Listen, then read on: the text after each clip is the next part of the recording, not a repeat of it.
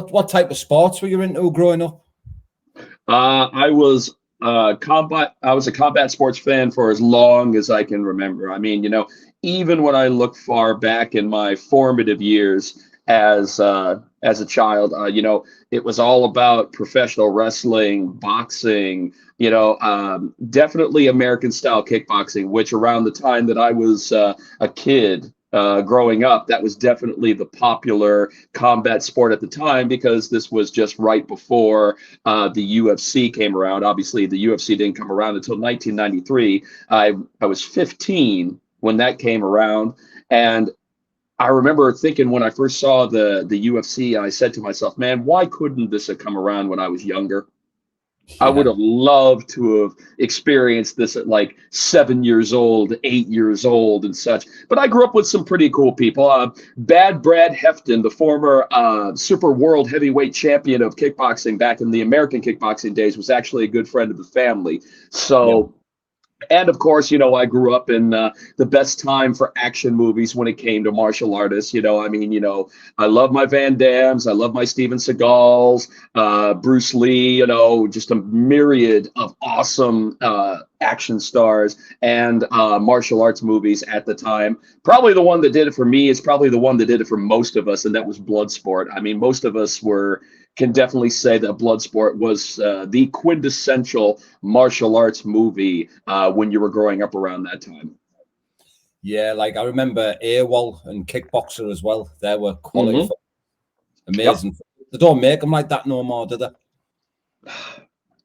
You know, Something has been lost in the translation when it comes to cinema, and more importantly, when it comes to good cinema. And they're just they took chances then.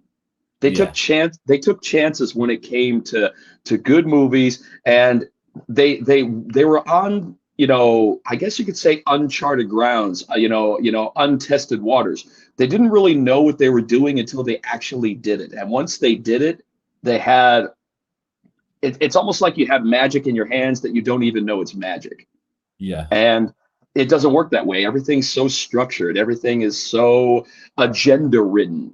yeah, Everything has to have some kind of PC agenda behind it. I mean, what happened to good old fashioned movie making? yeah.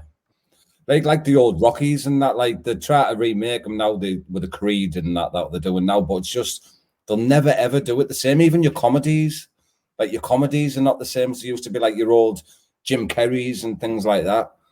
Because they didn't care. Once again, it wasn't. They didn't have agendas. The world didn't have those agendas to work by. They were just going by what they felt was funny and what the general population would find funny. Yeah, And nowadays, I mean, if you try to go funny for any specific reason, it's a scandal. yeah, I'm like, you're I'm right. sick. I'm serious. I'm sick of all. I'm so sick of all this shit in life having to have an agenda purpose to it. I can't stand it, Lou. I mean, Yeah, once again, I'm trying not to be my parents, my grandparents. It's the music you kids listen to these days. I told myself that I would never do that, and I'm following down that same dark path, and I'm going to try not to, Lou. good man. Good man. So when you were growing up, before you decided you wanted to be an announcer, was there anyone who inspired you or who you looked up to, who you thought, that's what I want to do? I want to be like him. Oh yeah. Well, not necessarily like him. The funny thing about it is, Lou, is that there are people that grew up and they had their idols. They had people they wanted to emulate. They had people that they wanted to pretty much be. Yeah, I didn't grow up with that mindset. I really didn't. There wasn't anybody that I myself wanted to be. I've always had, I don't know, this mental path of being myself, for better or for worse. Even when I was a young kid, I always wanted to be myself. When yeah, I saw other people trying to be, a carbon copy of someone else, I was just never a fan of it. I always wanted to be an original and I always wanted to do things my way. But if there was somebody that I looked up to, of course there was. I mean, you can't go through life without looking up to somebody doing something right. That's just the way the world works. But it was Howard Finkel from the WWE who I definitely admired. Still to this day, I still think, God rest his soul, the best ring announcer that ever existed.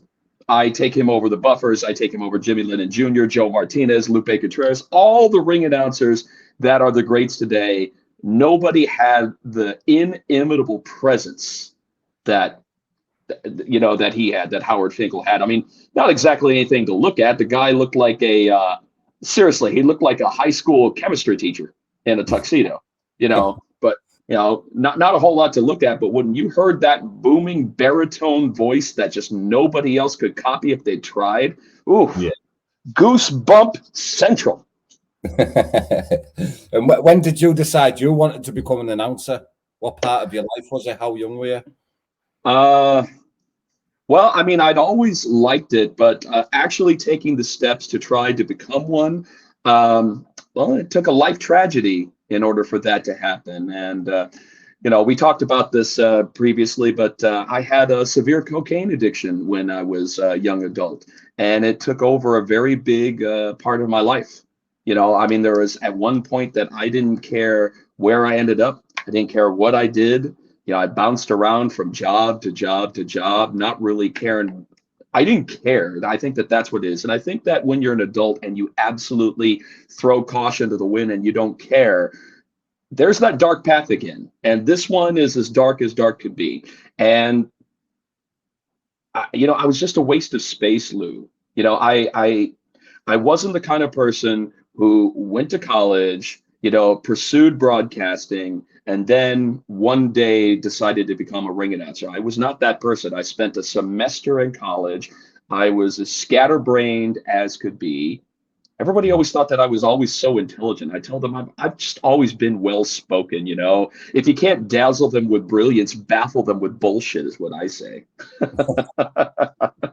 I always say that. But very shortly after I made the decision to go clean, I came across a independent pro wrestling company in San Antonio called River City Wrestling. I just happened to come across them on public access cable TV.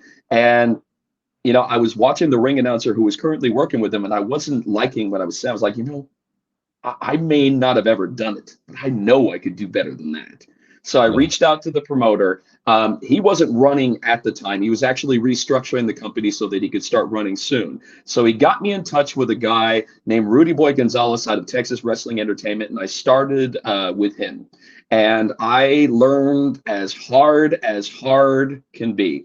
I got my ass kicked every day. I was talked down to. The idea when you first get into professional wrestling, no matter what hat you're wearing when you're in a independent company, they try to get you out. They try to see how tough you are. The idea is to get you out. That's the idea, because they don't want anybody wasting their time. So they want the people who want to be there, who want to learn the craft, and who want to put the time in. And, I mean, no matter the ass kickings, no matter what was said to me, I started growing that really thick skin. And, I just kept going it from there. And like we said the other day, 2006, I discovered local MMA. And being the combat sport fan that I've always been, I always wanted to do something like that. So I tried that out. And, oh, man, I'll tell you, Lou, it was love at first microphone. When I got there in the cage, man, I was just like, man, this is where it's at. I can understand why the UFC is definitely the trend center when it came to that, because there's nothing like stepping in. I mean, I love the squared circle. This is true, but stepping in the cage, wow, man, that's fun stuff too. So when you first started out and you've done it at these wrestling shows and MMA shows, have you always had have your lines that you say always been similar?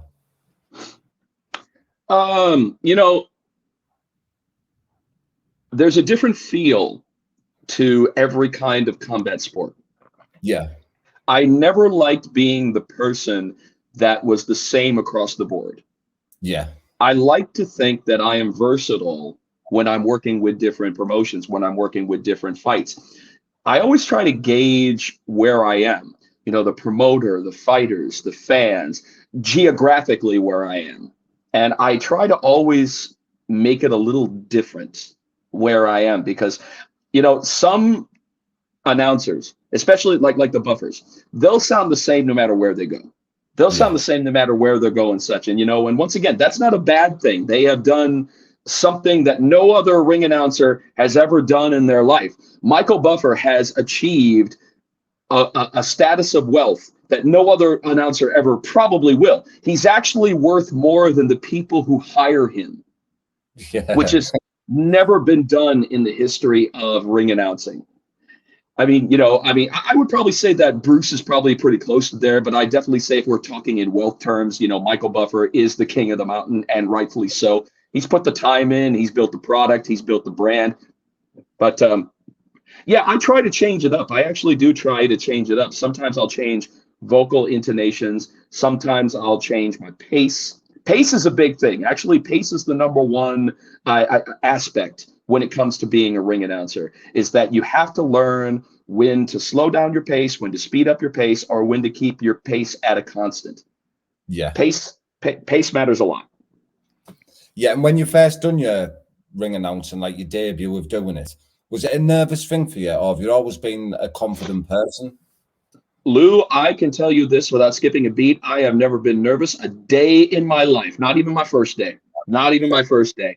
Never a day in my life have I been nervous. Never had those butterflies in the stomach. Never second guessed myself. Never looked in the mirror and said that I could not do this. Now, nervousness is one thing, confidence is another. But, you just want to make sure that you do the best job that you possibly can. And if you've got a bad day, which we all do, I don't care what kind of professional you are, I don't care what you're doing, you're going to have a bad day. And on those bad days, you have to listen to your body, and you have to figure out how to get through that bad day without anybody knowing it. And that's a big thing for me. I've gotten through some pretty hairy and scary situations when it comes to not feeling good, voice not being there, sick as a dog, personal stuff coming up and everything like that. The true professionals understand this when I mean tunnel vision. The true professionals have tunnel vision no matter what the circumstances. Yeah, with you just saying that there about when you're being poorly and that, has it ever affected you? Because it's a bit of a tricky one, isn't it? If you have a sore throat on the morning that you're performing, you must be panicking like hell. Your best friend in those situations is a nice little invention called menthol. Anything with anything with menthol in it. Maybe not cigarettes, maybe not menthol cigarettes, maybe not. But any kind of lozenge that has menthol is usually a lifesaver on that. Now, menthol doesn't fix the problem, it masks the problem. So just to get through it, you're hurting pretty bad afterwards if you have to overdo your menthol lozenges. So I have my little tricks of the trade. I use menthol. I use, in fact, I got a couple right here. That's actually from your neck of the wood, Greether's Pastilles. That's actually a UK product that I use a lot. Good stuff right there. Plus, I also use a nebulizer with a saline solution, and that actually lubricates like my vocal folds, which is where the power is. Where the power is when you come to that. So yeah, I've got certain things that keep me on track. I'm 45 years old. When I was younger, I didn't have to use them quite as much. But as the voice gets older, you have to start thinking about overall voice maintenance and health. Yeah, of course, mate, of course. And when was the first bare knuckle fight you seen live, and what was your thoughts on bare knuckle? Wow.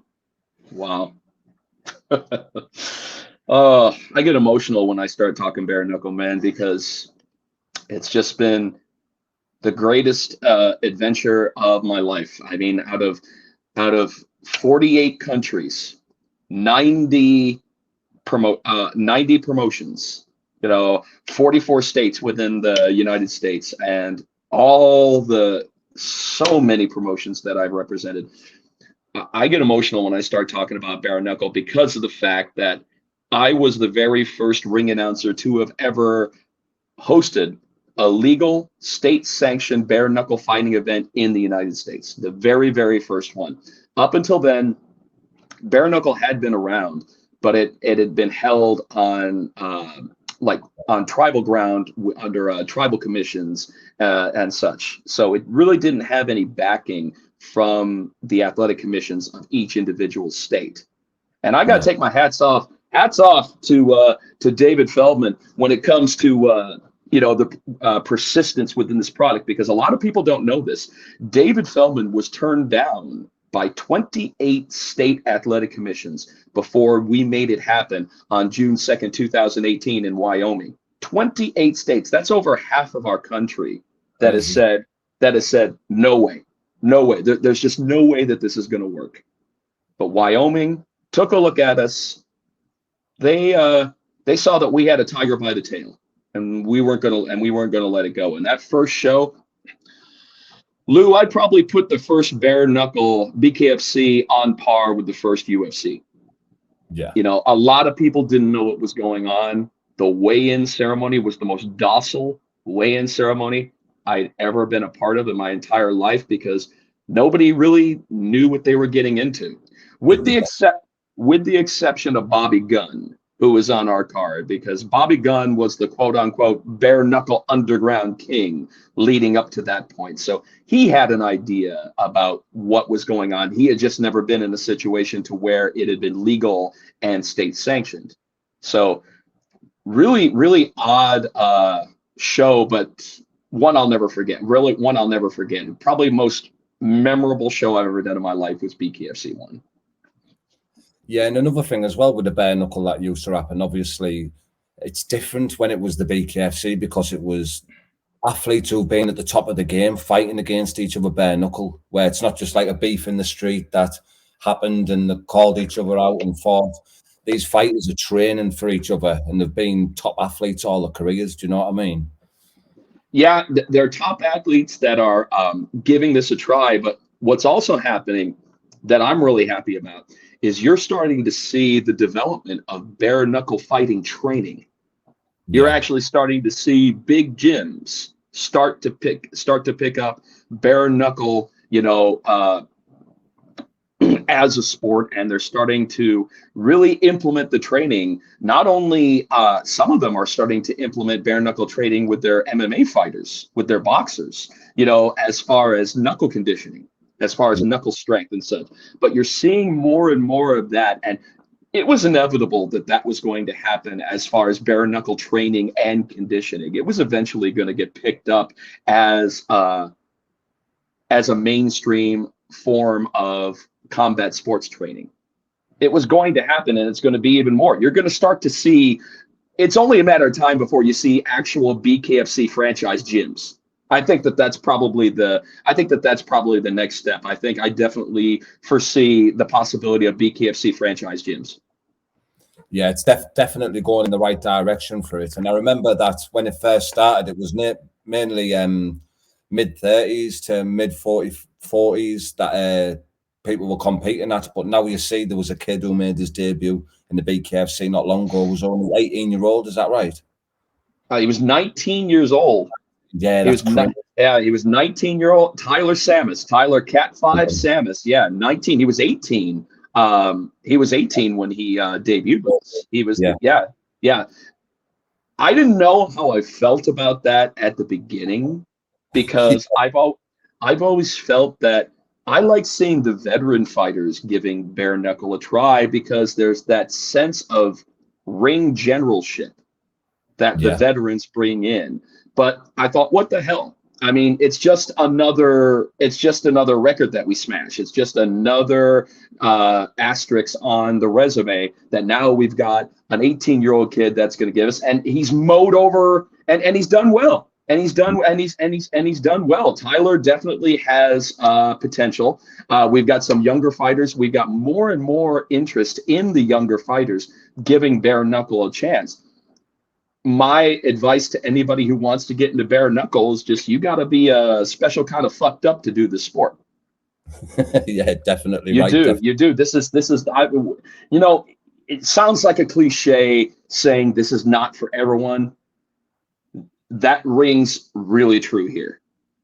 That rings really true here. This really is not for anybody. It's just not for anybody.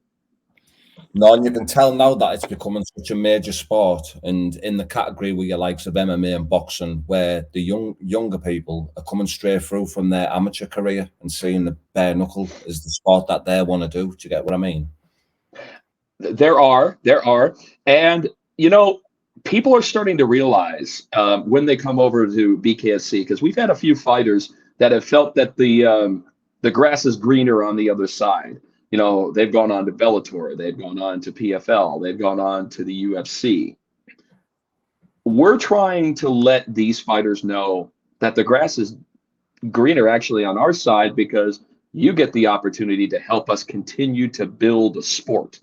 I mean, we're only 5 years in. As of June 2nd, we're only 5 years into this. So you could say that we're kind of still within our quote unquote outlaw years. When we're still coming about as a sport, we're right there on the edge of becoming full on mainstream. I definitely think that BKFC 41 really helped us with that.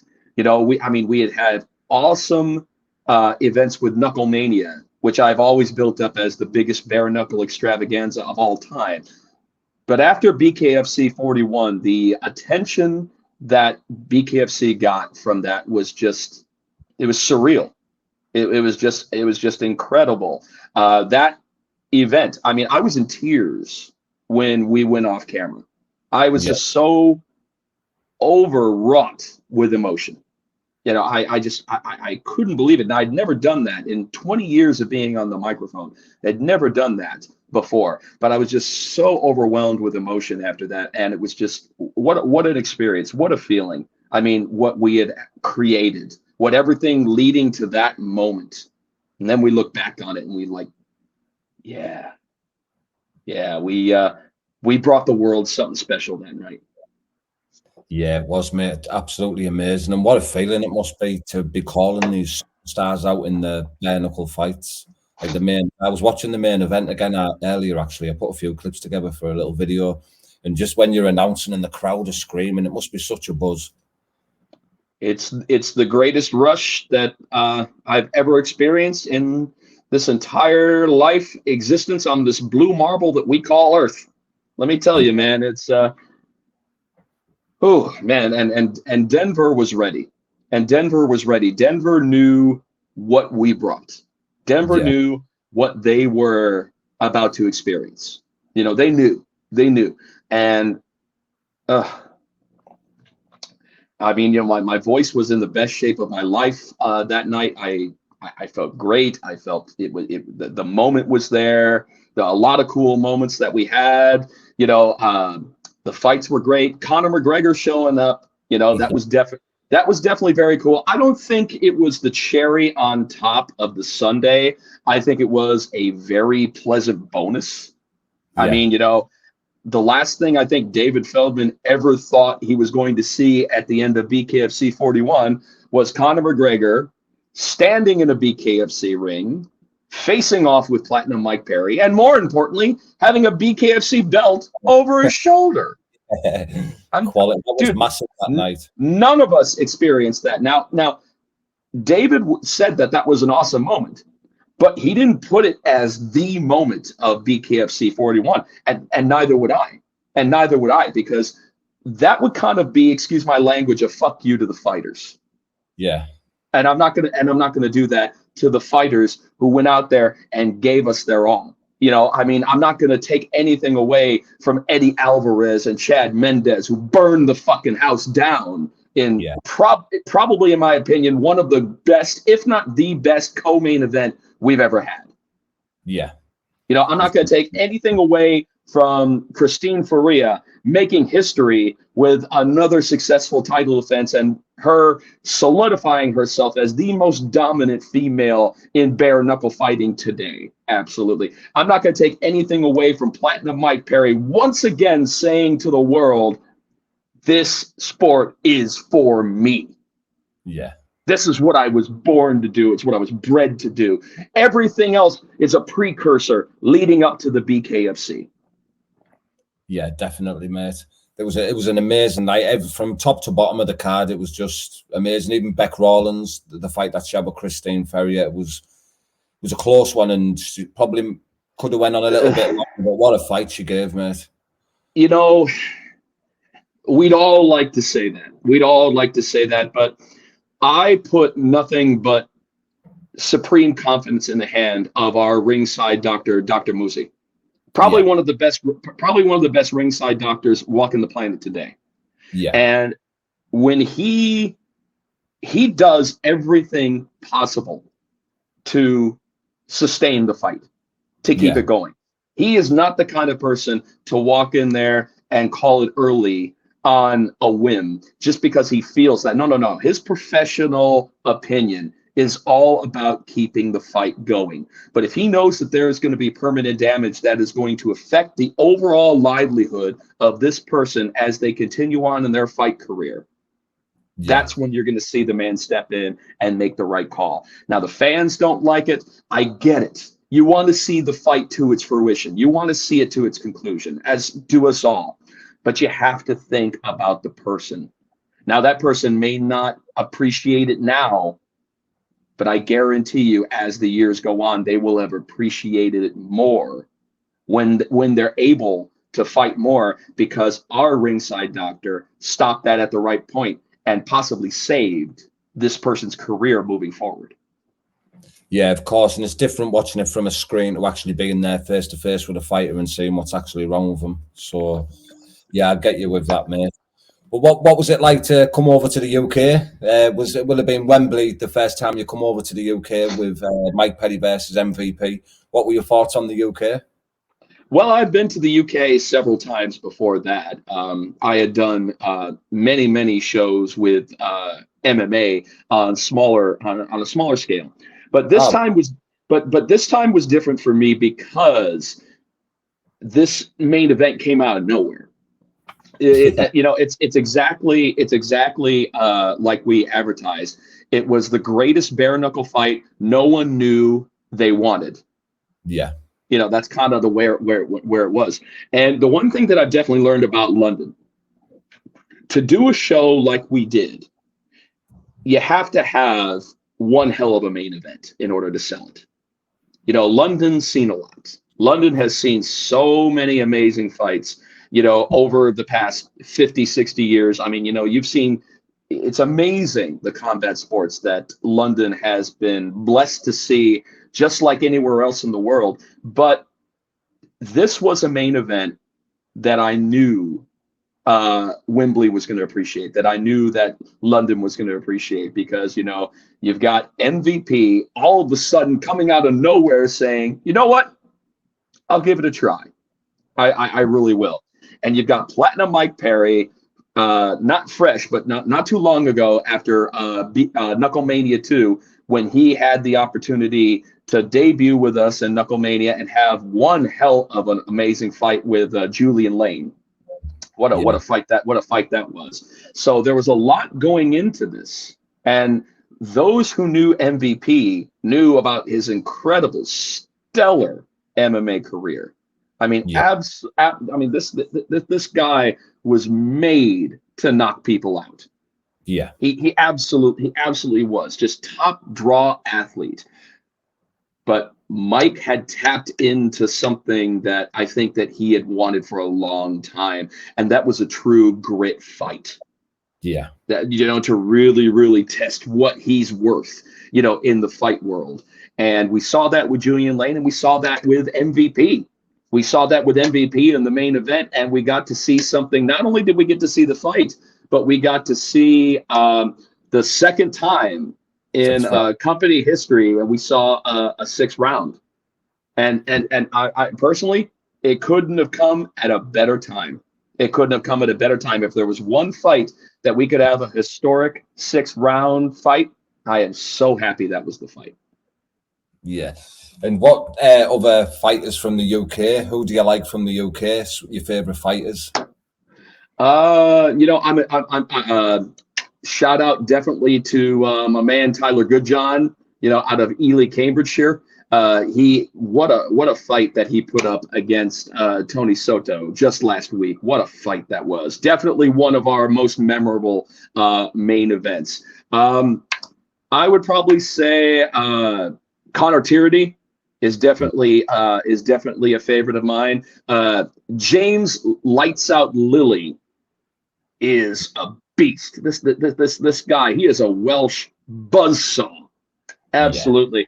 Definitely shout out to David. One More Round, another Welsh fighter. Very, very entertaining. Very, very entertaining. Another Welsh fighter that I like that's up and coming in the heavyweight division, Rob Cunningham. I think that there's a lot of potential for him as well. Absolutely. There's a lot of UK fans that I cannot wait to see mesh with American talent. I always feel that that's the best way to really test the rosters that you have, by having them clash with international talent. We need more American fighters and more UK fighters going toe to toe, and we're going to see that as well upcoming in July 1st, I believe. They've talked about it briefly, but I believe that the main event for that one is going to be Caleb Harris and Rico Franco. Yeah. Woo-hoo-hoo! Oh, that's got a lot of potential, because Rico is just next level bare knuckle, but Caleb is a knockout artist. Yeah. You know, Caleb was the 2019 BKFC KO of the Year award winner. That was a bad one, that as well, wasn't it? Ooh, that was Tim Burr. Yeah. Tim Burr makes you cold just thinking about it. But what fighters do you like calling out? There must be a fighter that you like calling out the most. Every one of them. Every one of them. Well, I mean, you know, so I mean, I try to give. Well, no, actually, no, I don't try. Fuck that noise. I give everything to every single fighter that steps into the squared circle. I don't care who you are. I don't care where you are in the card. I don't care whether you're starting the card or whether you're finishing the card. Yeah, you're always going to get the best. You're always going to get the best from me. But as far as showmanship, when it comes to their entrances, right now Lorenzo Hunt probably takes the cake for. I love his entrances, because you never know with Lorenzo Hunt what's going to happen. You never know what kind of fanfare he's got planned for his entrance. Christine Faria, another one that I love to bring there, because she's always just so focused, but she's also partying as she makes her way to the ring. Mike Perry's always a blast. Luis Palomino, the #1 bare knuckle fighter in the world today. He's another one that's good to call. Oh, and what's his name? Dat Win.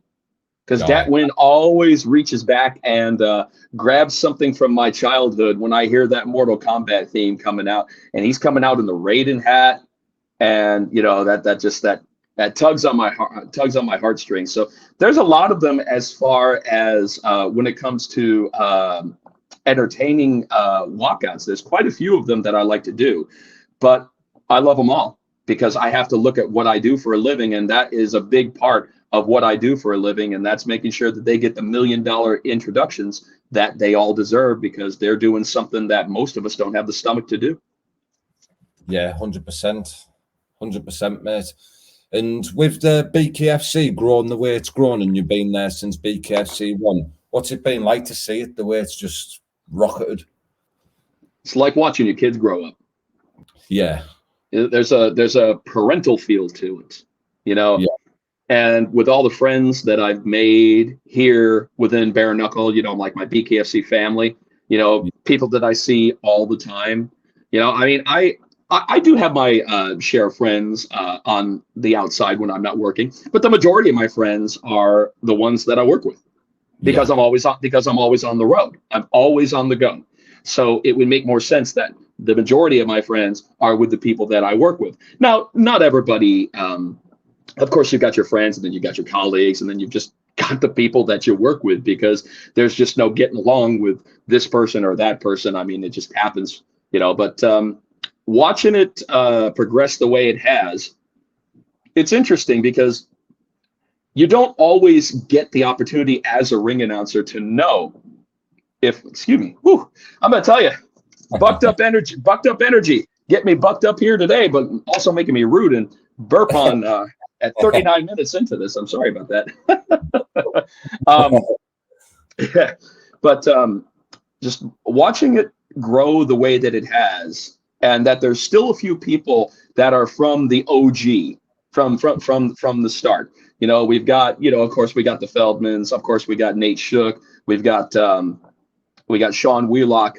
Sean actually was the reason why I am a part of BKFC. He made the referral over to David Feldman for the first BKFC. I remember he called me out of the blue and he says, Jeff, there's a bare knuckle fighting event that just got sanctioned in Wyoming. You got to come give this a try.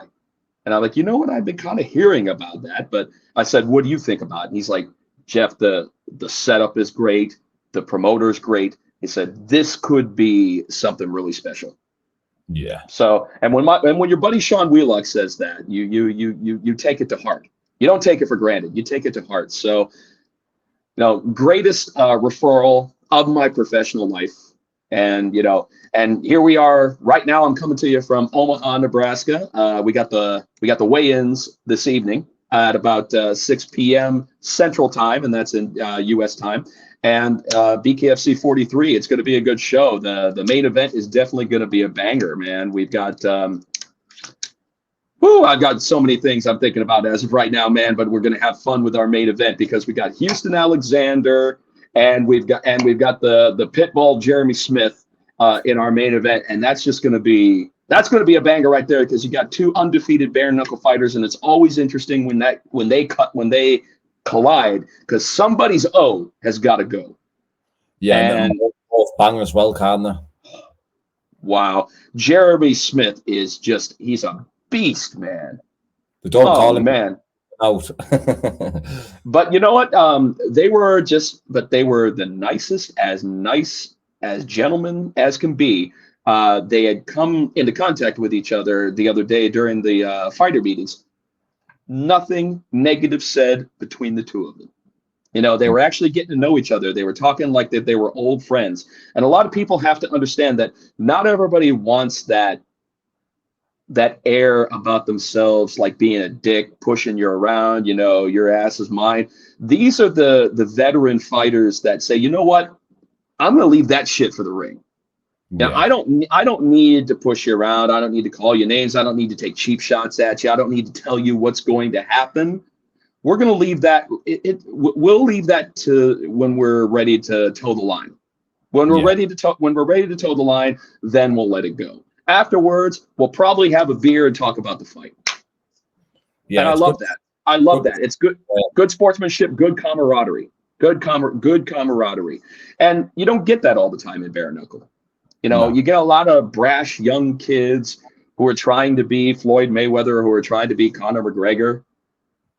And I always tell these kids, be yourself, but also don't get too crazy about it. I mean, I understand that this is a business about selling tickets, but the best way for you to sell tickets is to get in there and fight your ass off.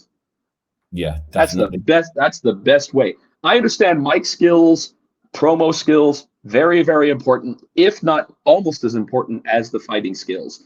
But you don't want to go too off the deep end when it comes to how you build up a fight. You want to make sure that you leave the good stuff for the ticket payers and for those who are subscribing to the BKFC app. They want to see a good fight. They want to see a good fight. They don't want to see clowning around in the ring. They don't want to see that. Nah, they don't. And obviously, I won't keep you too long, mate, but what's the future hold for you? Are you coming to Newcastle on the 1st of July? I am. Nice. I'm happy about that. Unfortunately, I couldn't make it at the last one because there was a scheduling. There was a conflict of interest when it came to the scheduling because we did unfortunately have that issue in Delray Beach. Unfortunately, so the rescheduling unfortunately would not have gotten me to Leeds on time. But hey, we had Ian the Machine Freeman step in for us, man. Ian's old school MMA, and he's also been known as a ring announcer. You know, he's done ring announcing for quite a while now. So, Yeah. you know, he was a solid replacement for me, and I'm glad that they were able to get someone there in the UK rather than outsourcing anybody from the States. You know, Yeah. so they got him in there. He did a fantastic job. Ian, I appreciate you stepping up at the 0 hour for us for the BKFC leads, but for July 1st, hell yeah.